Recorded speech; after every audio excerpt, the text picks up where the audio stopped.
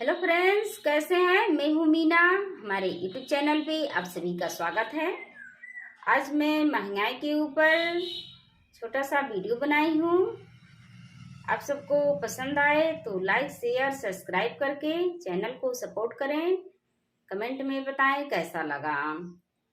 1200 में सिलेंडर कराई दी है मोदी जी, इतनी महंगाई तू बढ़ाई दी है मोदी जी, इतनी महंगाई तू बढ़ाई दी है मोदी जी, इतनी महंगाई।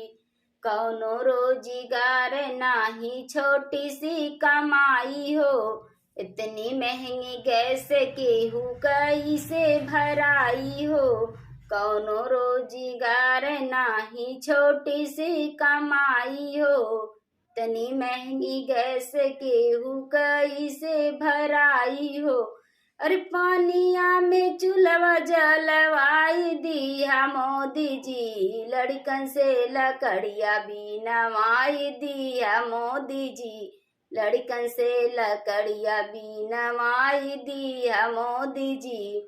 इतनी महंगी हुई ग मोदिया, अरहर के दाल हो, सरसों के तेल कैला 200 के पार हो। इतनी महंगी हुई ग मोदिया, अरहर के दाल हो, सरसों के तेल कैला 200 के पार हो। अरे बिना सब्जी रोटिया कैसी खाई जाई मोदी जी, इतनी महंगाई का बढ़ाई दी है मोदी जी, इतनी महंगाई का बढ़ाई दी है मोदी जी, इतनी महंगाई का।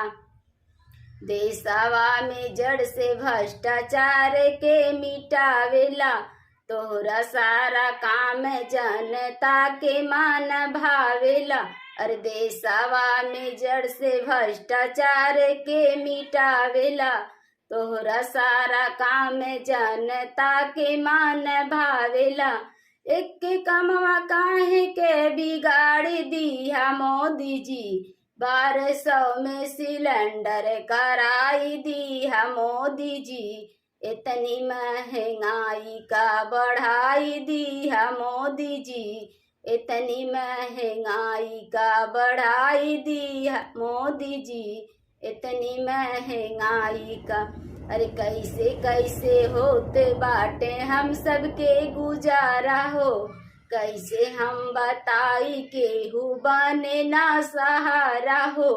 कैसे कैसे होते बाटे हम सबके गुजारा हो, कैसे हम बताई केहू बने ना सहारा हो।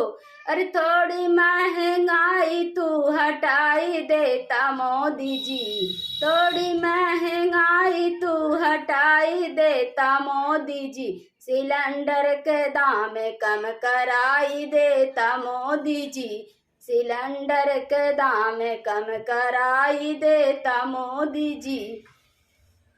1200 में सिलेंडर कराई दी है मोदी जी, इतनी महंगाई तू बढ़ाई दी है मोदी जी, इतनी महंगाई तू बढ़ाई दी है मोदी जी, इतनी महंगाई।